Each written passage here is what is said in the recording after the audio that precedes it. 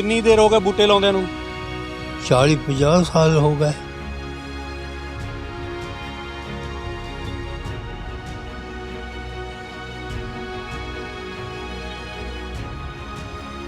ਜਿਹੜੇ ਸੜਕਾਂ ਦੇ ਵਿੱਚ ਟੋਏ ਆ ਉਹ ਕਿੰਨੇ ਕੁ ਪੂਰੇ ਆ? वो भी नाले सेवा करदा। आ भंग बूटी जड़ी सड़कों से ये भी बढ़ लेती। आ सवेरे 4 घंटे ला के स्कूल के मोहरों बढ़ के गया।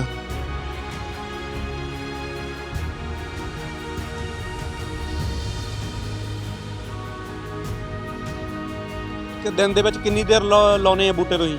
मैं 2-2.5 घंटे चलदा, नहीं लक दुखन लग पैंदा।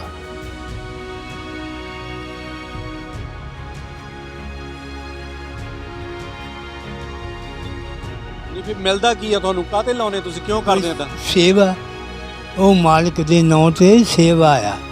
किदां उन्हें जब मैनू बाप ने कुछ नहीं दिता, वो सच्चे बाप ने मैनू तंदरुस्ती दिती, बच्चे दिते, बच्चे पाले पढ़ाए ब्याहे, अपने हथी कोठे पाए, वो अपने अपने घर बसदे आ। मैं ओदी शुक्रिया महाराज दी शुक्रिया वजों फुल बूटे लाना। कोई खुशी ना 20-30 रुपये दे भी दवे।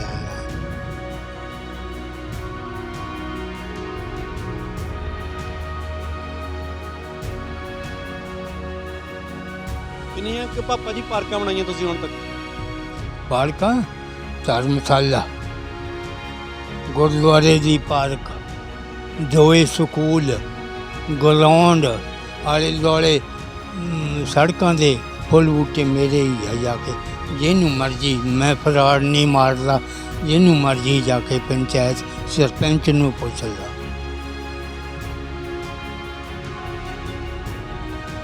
ਇਹ ਪਹਿਲਾਂ ਤੋਂ ਹੀ ਇਦਾਂ ਸੀ? ना सन 80 तो बाद आ भोले शंकर का शिवलिंग सुपने जाके दिता। कई कहती कटा दे, मैं नहीं कटाया। ये भोले शंकर की देन है।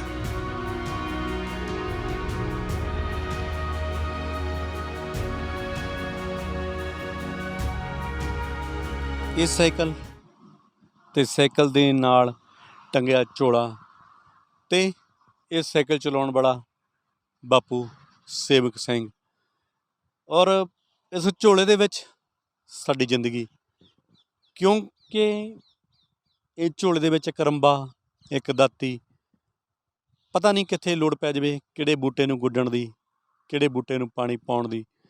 83 ਸਾਲ ਦੀ ਉਮਰ, ਘਰੋਂ ਅਸੀਂ ਕੁਝ ਇਹ ਸੋਚ ਕੇ ਨਿਕਲਦੇ ਹਾਂ ਕਿ ਕਮਾਈ ਕਰਕੇ ਘਰ ਪਰਤਾਂਗੇ, ਪਰ ਇਹ ਸੋਚ ਕੇ ਘਰੋਂ ਨਿਕਲਦੇ ਨੇ ਕਿ ਅਸੀਂ ਇੱਕ ਬੂਟਾ ਲਾਵਾਂਗੇ ਔਰ ਸਾਡੇ ਆਉਣ ਵਾਲੇ ਜਿਹੜੀ ਪੀੜ੍ਹੀ ਆ ਉਹਨੂੰ ਬਚਾਵਾਂਗੇ। ਗੱਲਬਾਤ ਕਰਦੇ ਹਾਂ ਬਾਪੂ ਸੇਵਕ ਸਿੰਘ ਨਾਲ। 80 ਤੋਂ ਲਗਭਗ ਸਾਰੇ ਪਿੰਡਾਂ ਦੇ ਵਿੱਚ ਬੂਟੇ ਲਾਉਂਦੇ ਆ ਰਹੇ ਨੇ, ਔਰ ਅੱਜ ਵੀ ਜਿਹੜੇ 83 ਸਾਲ ਦੀ ਉਮਰ ਵਿੱਚ ਵੀ ਬੂਟੇ ਲਾ ਰਹੇ ਨੇ। ਗਿਲਾ ਕੋਈ ਨਹੀਂ, ਸ਼ਿਕਵਾ ਕੋਈ ਨਹੀਂ, ਕਿਸੇ ਦੇ ਨਾਲ ਨਾਰਾਜ਼ਗੀ ਕੋਈ ਨਹੀਂ, ਸਿਰਫ ਆਪਣੀ ਸੇਵਾ ਦੇ ਨਾਲ ਮਤਲਬ।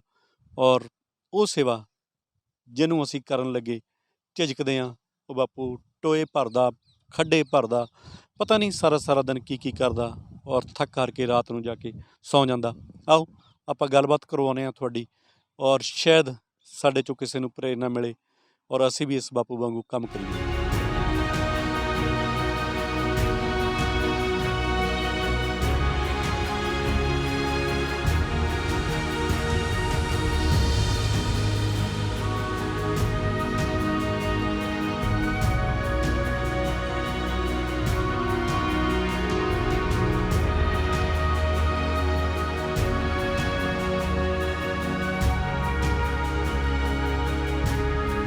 सेम सिंह सेवक ਸੇਵਕ ਤਰਸੇਮ ਸਿੰਘ। आ ਤੇ ਕਿੰਨੀ ਦੇਰ ਹੋ ਗਈ ਬੂਟੇ ਲਾਉਂਦਿਆਂ ਨੂੰ?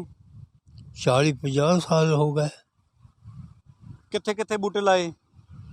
आले दुआले जिन्नियां भी सड़क, ਜਿਹੜੇ ਸੜਕਾਂ ਦੇ ਵਿੱਚ ਟੋਏ ਆ ਉਹ ਕਿੰਨੇ ਕੁ ਪੂਰੇ ਆ?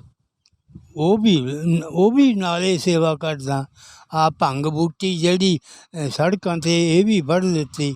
आ सवेरे 4 घंटे ला के स्कूल के मोहरों ਵੱਢ ਕੇ ਗਿਆ, ਘਾਹ ਖੁਰਚ ਕੇ ਬੂਟੇ ਲਾ ਕੇ ਗਿਆ। ਇਹ ਕਿੰਨੀ ਦੇਰ ਹਰ ਰੋਜ਼ ਇੱਕ ਦਿਨ ਦੇ ਵਿੱਚ ਕਿੰਨੀ ਦੇਰ ਲਾਉਨੇ ਆ ਬੂਟੇ ਤੁਸੀਂ? ਮੈਂ 2-2.5 ਘੰਟੇ ਚੱਲਦਾ, ਨਹੀਂ ਲੱਕ ਦੁਖਣ ਲੱਗ ਪੈਂਦਾ। ਉਮਰ ਹੁਣ 83 ਸਾਲ ਜਾਂਦੀ ਆ। ਤੇ ਕਦ ਤੋਂ ਲਾਉਨੇ ਆ? ਕਿੰਨੀ ਉਮਰ ਸੀ ਜਦ ਤੋਂ ਤੁਸੀਂ ਬੂਟੇ ਲਾਉਨੇ ਆ? ਮੈਂ ਤਾਂ ਲਾਣਾ ਸੰਨ 80 ਤੋਂ ਲਾਣਾ। 80 ਤੋਂ ਲਗਾਤਾਰ ਹੀ ਲਾਉਨੇ ਆ? ਹਾਂ। ਕਿੱਥੇ ਕਿੱਥੇ ਲਾਏ ਆ? ਨਵੇਂ ਸ਼ਹਿਰ ਕਿੱਥੇ ਕਿੱਥੇ ਲਾਏ? ਨਵੇਂ ਸਜਾ ਸਾਰੇ ਸੜਕਾਂ, ਆ ਵੀ ਸੜਕ ਫੁੱਲ ਬੂਟੇ ਲਾਏ। ਨਹੀਂ ਫਿਰ ਮਿਲਦਾ ਕੀ ਆ ਤੁਹਾਨੂੰ? ਕਾਹਤੇ ਲਾਉਨੇ ਤੁਸੀਂ? ਕਿਉਂ ਕਰਦੇ ਇੱਦਾਂ? ਸੇਵਾ, ਉਹ ਮਾਲਕ ਦੇ ਨਾਂ 'ਤੇ ਸੇਵਾ ਆ। ਕਿੱਦਾਂ?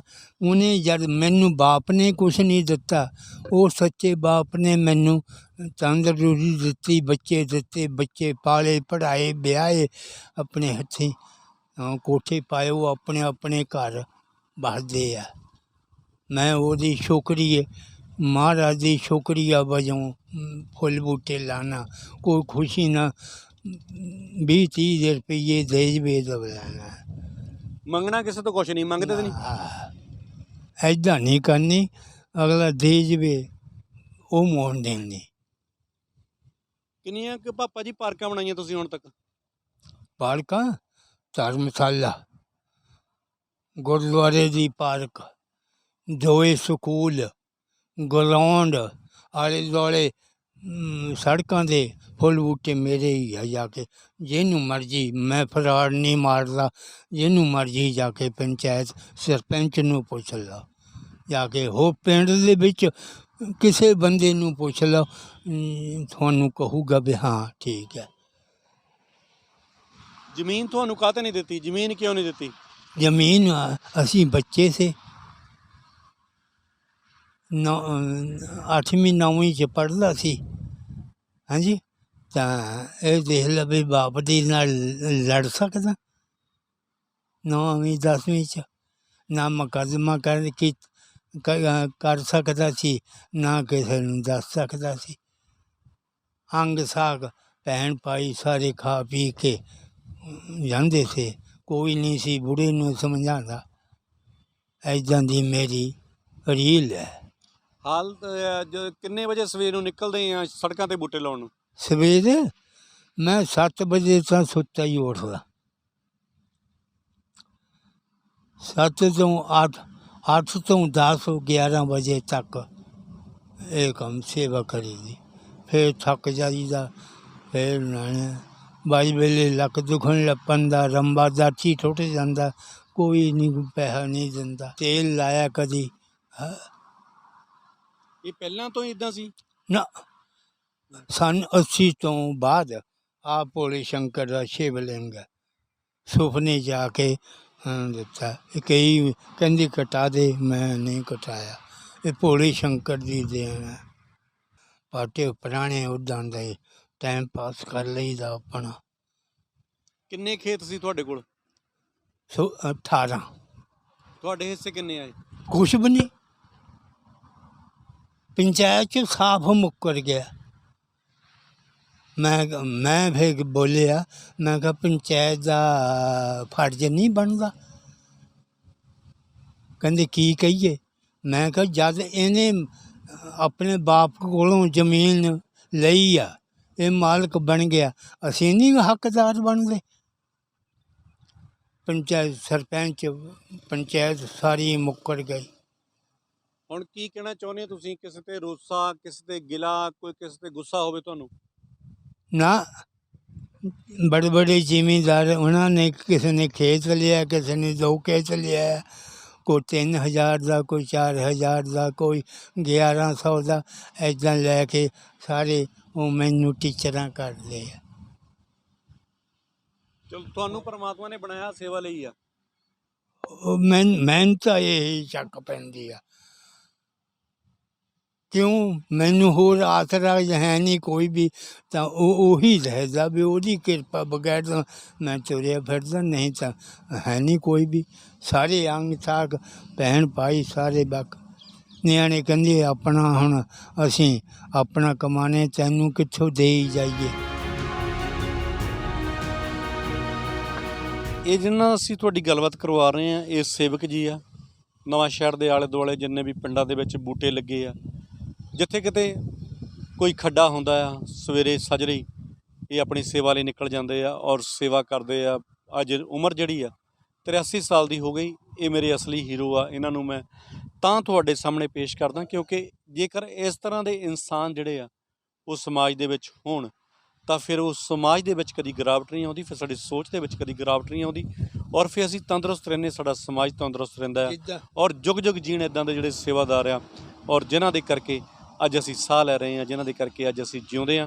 ਡੇਲੀ ਪੋਸਟ ਪੰਜਾਬੀ ਤੁਸੀਂ ਦੇਖ ਰਹੇ ਸੀ ਗੁਰਪ੍ਰੀਤ ਬੰਗੜ ਦੇ ਨਾਲ। ਨਵਾਂ ਸ਼ਹਿਰ ਤੋਂ ਮੈਂ ਲਾਲ ਕਮਲ, ਨਵਾਂ ਸ਼ਹਿਰ, ਡੇਲੀ ਪੋਸਟ ਪੰਜਾਬੀ ਲਈ। ਸਤਿ ਸ਼੍ਰੀ ਅਕਾਲ ਸਾਰਿਆਂ ਨੂੰ। ਪਿਰਾਮਿਡ ਕਾਲਜ ਰਾਹੀਂ ਤੁਸੀਂ ਭਾਰਤ ਵਿੱਚ ਰਹਿੰਦੇ ਹੋਏ ਵੀ ਇੱਕ ਕੈਨੇਡੀਅਨ ਕੁਆਲੀਫਿਕੇਸ਼ਨ ਹਾਸਲ ਕਰ ਸਕਦੇ ਹੋ ਔਰ ਉਹ ਵੀ ਬਿਲਕੁਲ ਮੁਫਤ। BCA ਔਰ BBA ਦੇ ਵਿੱਚ ਤੁਸੀਂ web application development, finance and accounting specialisation ਵਰਗੇ ਮੁਫਤ ਪ੍ਰੋਗਰਾਮ ਕਰਕੇ ਉੱਥੋਂ ਦੀ ਇੱਕ ਸਰਟੀਫਿਕੇਸ਼ਨ ਹਾਸਲ ਕਰ ਸਕਦੇ ਹੋ।